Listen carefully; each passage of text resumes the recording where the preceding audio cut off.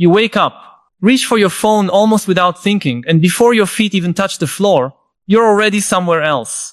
A headline tells you the world is changing again. A video reminds you that someone your age has accomplished more than you. An algorithm decides what deserves your attention before you've had the chance to ask yourself, what actually matters? It feels normal now. So normal that it's easy to forget how strange it really is. There was a time, not very long ago, when the first voice you heard in the morning belonged to someone in your home. When news traveled slowly enough for people to process it. When a person could spend years in the same town, knowing the same faces, carrying the same routines, believing that tomorrow would resemble yesterday. That world is quietly disappearing. And the people who still remember it are disappearing too. Not because they've done anything wrong. Not because they're refusing to adapt. Simply because time always moves in one direction. Yuval Noah Harari has spent years studying humanity's long journey across thousands of years. Yet one of his most unsettling observations isn't about ancient empires or artificial intelligence. It's about memory. Collective memory. The invisible thread connecting generations. And what happens when that thread finally breaks? Every civilization inherits stories from the people who lived before it. But stories are different from memories. Stories can be rewritten. Memories resist. They carry emotion. They contain smells, sounds, faces, and moments that no textbook can reproduce. When the last people who remember a different world are gone, something profound changes, not just history, reality itself. Have you ever noticed how grandparents tell stories that sound almost impossible today? They speak about neighborhoods where every door stayed unlocked. About children disappearing for hours on bicycles without anyone worrying. About writing letters instead of sending messages. About waiting days, sometimes weeks, for information that now arrives in seconds to someone born into the digital age. These stories can feel like mythology, almost fictional. But they aren't. Those people aren't describing another planet. They're describing the world they actually lived in. And that's what makes this moment unlike almost any other in history. For thousands of years, human lives changed slowly. A farmer in medieval Europe probably lived in a world remarkably similar to the one his grandparents knew. A blacksmith taught his son the same trade. Families remained in the same villages for generations. Even when kingdoms rose and fell, daily life often remained familiar. Human culture evolved, but it rarely accelerated. Today, acceleration has become the defining feature of existence. A teenager born 20 years ago entered the world without today's artificial intelligence. Without algorithms shaping nearly every decision. Without smartphones dominating every waking hour. 20 years. That isn't even a generation for most of human history. 20 years barely changed the tools people used. Now it changes reality itself. And perhaps that's why so many people feel an anxiety they can't quite explain. It isn't simply stress. It isn't merely uncertainty. It's the strange sensation that the ground beneath your feet keeps moving while you're trying to learn how to stand. Psychologists have a name for one part of this experience. They call it future shock, a term popularized decades ago to describe what happens when the pace of change exceeds our ability to adapt emotionally. Notice the wording, not intellectually. Emotionally. Your brain can learn a new app in 5 minutes. Your nervous system cannot learn a new civilization that quickly. Human evolution spent hundreds of thousands of years preparing us for forests, tribes, seasons, and familiar faces. We evolved to recognize subtle expressions across a campfire, to interpret the silence between words. To understand the rhythms of nature because our survival depended on them. Then, in what amounts to a blink of evolutionary time, we entered cities, factories, computers. The internet, social media, artificial intelligence. Each innovation solved real problems. Each one also quietly reshaped the architecture of human experience. The remarkable thing is that most of these transformations happened while people who remembered the previous world were still alive. Think about that for a moment. There are people walking among us who remember when televisions first entered living rooms. Who remember life before commercial air travel became ordinary? Who remember when photographs required film? Who remember when a phone was attached to a wall? Who remember a world where boredom wasn't immediately erased by endless entertainment? They don't just know about those times. Their brains were built inside them. That's different. Memory isn't information. Memory becomes identity. Neuroscientists have discovered that every time we remember something, we aren't simply retrieving a file from storage. We reconstruct the experience. The memory changes slightly each time we revisit it, blending the past with the present. In other words, who we are today constantly reshapes who we believe we were yesterday. Now extend that idea beyond individuals. Societies remember the same way. Entire cultures reconstruct their past through the people who remain alive to tell it. When those witnesses disappear, societies don't merely lose facts. They lose perspective. History begins to flatten. The impossible becomes ordinary. The extraordinary becomes invisible. Take something as simple as silence. For thousands of years, silence surrounded human life. You could hear birds several miles away. Wind through trees. Footsteps approaching before anyone came into view. Today, silence has become almost uncomfortable. Many people reach for music the instant they're alone. A podcast while walking. Videos while eating. Mess while waiting. Notifications while thinking. We have filled nearly every empty space with stimulation. Not because we're weak, because the environment rewards constant attention. The modern economy doesn't simply compete for your money. It competes for your awareness. And awareness is finite. Harari often argues that throughout history, whoever controls the dominant stories controls societies. Kings used myths. Religions created shared narratives. Nations built identities around collective memories. Today, something different is emerging. Algorithms don't necessarily care what story you believe. They care whether you keep watching, whether you keep scrolling, whether you stay engaged. Truth becomes secondary to attention. For the first time, many of the stories shaping your understanding of reality aren't written by historians, philosophers, or even journalists. They're assembled automatically by machines optimizing engagement. That's a profound shift. Because, unlike previous storytellers, algorithms don't need to understand you. They only need to predict you. And prediction is becoming astonishingly accurate. Sometimes your phone seems to know what you're about to search before you search it. Advertisements appear moments after private conversations. Videos somehow match emotions you haven't spoken aloud. It feels almost magical, or unsettling, depending on how closely you look. But beneath all this technology lies an older question. What happens to human freedom when machines understand our habits better than we do? Ancient philosophers wrestled with different versions of this puzzle.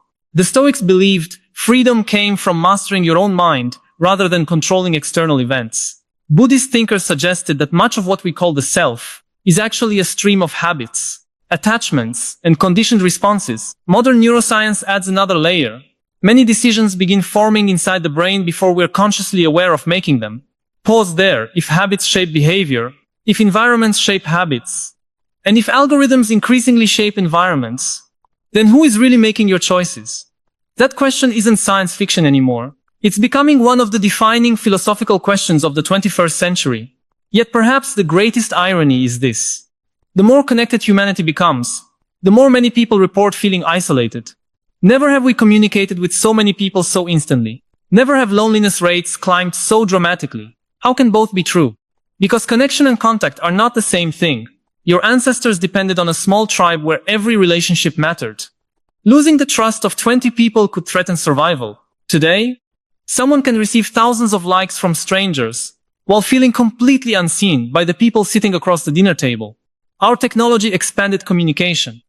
It didn't automatically deepen understanding. And maybe that's why conversations with older generations sometimes feel so different, not because they possess all the answers, but because they remember what relationships felt like before every interaction became filtered through screens. Before identity became something continuously performed. Before life became content. They carry memories from a civilization that still assumed attention belonged to the individual, not to the marketplace, not to an algorithm, to the person themselves. As those memories fade from the living world, something subtle begins to happen. New generations no longer compare today's reality with yesterday's.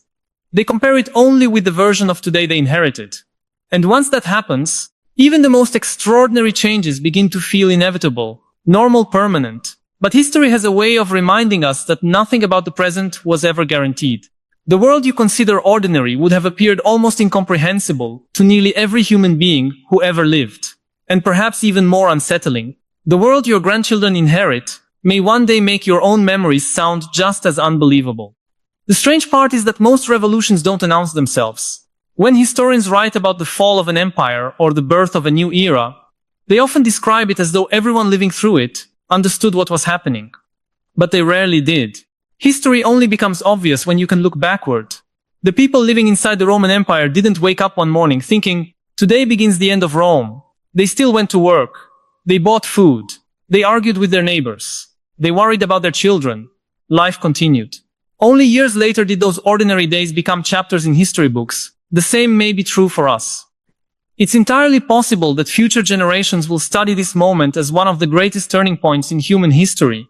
Not because of a single war or political revolution, but because humanity slowly handed over one of its most precious abilities, the power to shape its own attention. For thousands of years, your attention belonged mostly to you. Nature interrupted it, family interrupted it. Occasionally, danger interrupted it. But there wasn't an industry devoted to capturing every spare second of your awareness. Today, there is every vibration in your pocket, every autoplay video, every endless feed, every carefully engineered notification. None of these were designed simply to make life easier. They were designed to compete for the one resource no civilization has ever had enough of: human attention. And once attention becomes a commodity, something remarkable begins to happen. Your inner life slowly starts to resemble a marketplace. Thoughts no longer arrive naturally. They're interrupted. Emotions no longer unfold quietly. They're redirected. Curiosity no longer wanders. It's guided without realizing it. Many people begin outsourcing one of the oldest human skills: deciding what deserves to occupy the mind. Carl Jung believed that much of modern suffering came from living too far away from ourselves. He observed that people often spend years constructing identities they think society expects, only to discover later that they've lost contact with something much deeper. He called it the self. Not the personality we present to the world, but the quieter center that exists beneath our roles, ambitions, and masks. Now consider how difficult it has become simply to hear that quieter voice. When was the last time you sat alone without reaching for your phone? Not because someone told you to. Not because it was part of a meditation practice. Just because silence felt natural. For many people, that question is surprisingly uncomfortable. Not because they dislike silence. Because they've forgotten what it sounds like. The human brain is astonishingly adaptable.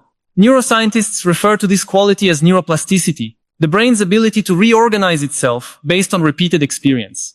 Every habit strengthens certain neural pathways while allowing others to weaken. This is why learning a language becomes easier with practice. Why musicians develop extraordinary hearing. Why experienced taxi drivers once developed enlarged brain regions associated with spatial memory after years of navigating complex cities. The brain becomes what it repeatedly does. But neuroplasticity is neutral. It doesn't distinguish between habits that liberate you and habits that quietly imprison you. If your days are filled with constant distraction, your brain becomes increasingly skilled at being distracted. If your attention jumps every 30 seconds, your mind slowly begins to expect interruption as its natural state. Over time, concentration itself starts to feel exhausting. Not because your intelligence has declined, because your brain has adapted perfectly to the environment you've given it. Evolution has always rewarded adaptation. It never promised that adaptation would make us happier. Harari often reminds us that humans are remarkably good at creating systems far more powerful than themselves, only to discover later that those systems begin shaping the creators. Agriculture allowed civilizations to flourish, but it also tied millions of people to endless labor. Industrialization produced extraordinary wealth, yet transformed time itself into something measured by factory clocks. Now artificial intelligence promises unimaginable convenience while quietly asking an uncomfortable question. What happens when machines become better than humans at the very tasks we once believed defined us? For centuries, intelligence was considered humanity's greatest advantage. We wrote poetry, solved equations, composed symphonies, diagnosed illness, cracked laws, interpreted history, guided ideas. But intelligence is no longer a uniquely human territory. Machines can already outperform people in many forms of calculation, pattern recognition, language generation, and strategic decision-making. This doesn't necessarily diminish humanity. It simply forces us to reconsider what humanity actually is. If intelligence can be replicated, what cannot? Perhaps wisdom. Perhaps compassion. Perhaps consciousness itself. Or perhaps something even simpler, presence. A machine can generate a sentence. It cannot experience what that sentence means. It can describe grief. It cannot lose someone it loves. It can write about childhood. It cannot remember the smell of its grandmother's kitchen. Mirror isn't merely data. It's lived experience. And lived experience has always been the invisible foundation beneath civilization. That's why Harari's warning carries such emotional weight. The generation disappearing today isn't simply older. It's the last bridge connecting two radically different versions of reality. One version believed that information was scarce. The other assumes information is infinite. One valued patience because answers required waiting. The other expects instant certainty. One developed identity slowly through community. The other often builds identity continuously through visibility. Neither world is perfect. Neither world is entirely wrong. But losing the memory of the first makes it difficult to recognize the assumptions hidden inside the second.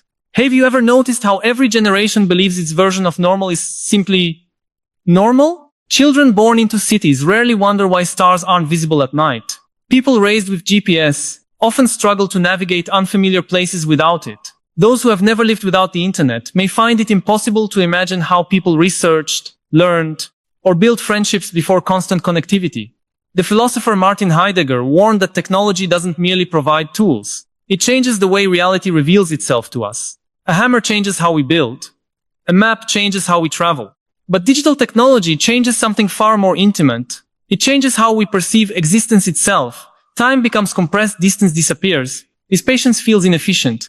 Stillness begins to resemble wasted opportunity. Without noticing, we start evaluating ourselves through the logic of machines. Faster is better. More is better. Optimization becomes a moral virtue. But human beings were never designed solely for efficiency. Some of the most meaningful moments in life accomplish nothing measurable. Watching rain fall through a window, holding someone's hand in silence, listening to an elderly relative tell the same story for the 10th time. Walking without knowing exactly where you're going. No algorithm would rank those moments as productive. Yet many people look back on them as the moments that made life feel real. Perhaps this is why older generations sometimes appear nostalgic. It's easy to dismiss nostalgia as resistance to change. Sometimes it is. But sometimes nostalgia is something much deeper. Sometimes it's grief. Grief for ways of being human that quietly disappeared before anyone realized they were disappearing. A world where neighbors knew each other's names. Where boredom sparked imagination instead of anxiety. Where photographs were precious because there were so few of them. Where conversations ended instead of continuing indefinitely through notifications. Those memories aren't arguments against progress. They're reminders that every gain carries a hidden cost. History rarely gives gifts without sending an invoice later. The question is whether we noticed the price before we've forgotten what we traded away. Psychologists describe something called the shifting baseline syndrome. Each generation accepts the conditions it grows up with as the standard against which everything else is measured. Environmental scientists first noticed this when fishermen gradually accepted declining fish populations, because each generation remembered only the abundance of its own youth. The same phenomenon happens psychologically. If anxiety becomes common enough, people begin assuming it's simply part of being alive. If distraction becomes universal, deep focus starts feeling unusual. If loneliness becomes widespread, genuine intimacy begins to look almost extraordinary. The baseline shifts. Not because reality improved. Not because it worsened, because memory faded. And that's exactly why the disappearance of living memory matters so profoundly. Books preserve facts, museums preserve objects, videos preserve images. But only living people preserve perspective. Only someone who actually lived through another era can tell you what changed in ways no recording ever could. They remember not just what happened, they remember how it felt. And feelings are often the first things history forgets. That may be the greatest challenge facing our generation. Not whether technology will continue advancing. It will. Not whether artificial intelligence will become more capable. It almost certainly will. The deeper question is whether we can continue evolving outward, without losing contact with what has always made us inwardly human. Because once a civilization forgets how it used to feel, it becomes surprisingly easy for it to forget who it is. And maybe that's why the most important question isn't whether the future will be more advanced. It almost certainly will. The real question is whether we'll still recognize ourselves when we arrive. Every generation believes it's preparing the next one for success. Parents teach children how to survive the world they know. Schools pass on the skills society currently rewards.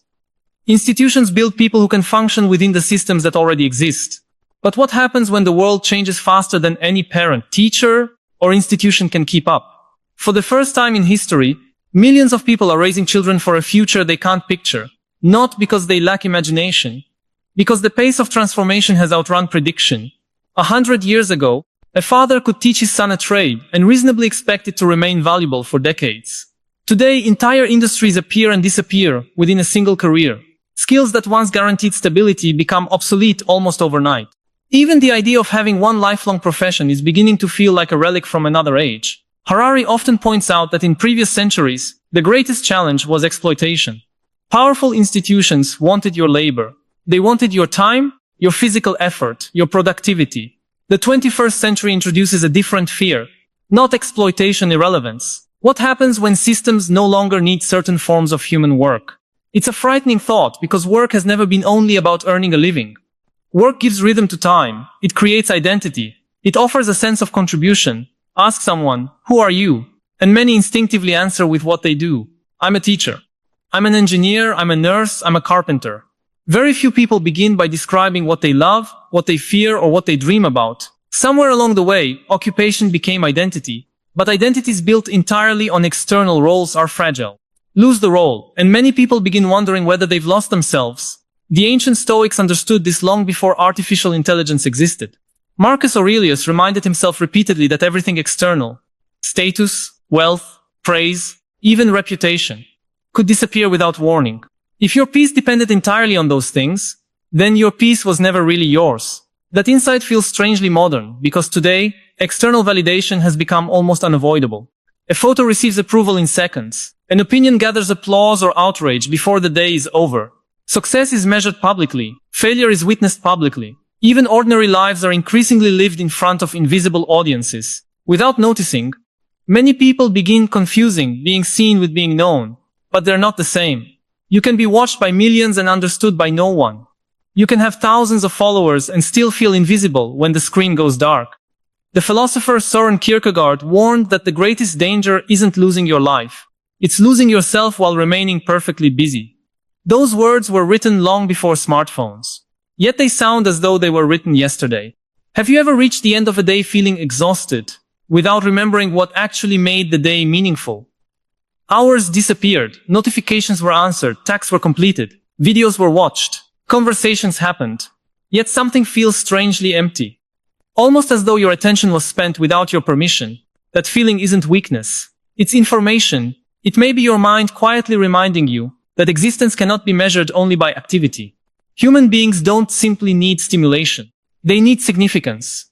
And significance rarely announces itself with urgency. It arrives slowly, in conversations that weren't scheduled, in books that change the way you think years after you've finished reading them, in long walks where no destination mattered, in moments of grief that reveal what love truly meant, in silence, especially in silence. Modern neuroscience offers an intriguing perspective on why these quiet moments matter.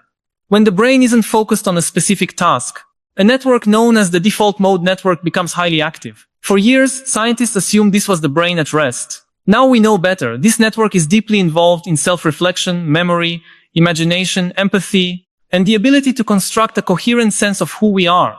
Ironically, some of the moments that appear least productive from the outside may be the moments during which the mind performs its most important work. The problem is that uninterrupted mental space has become increasingly rare.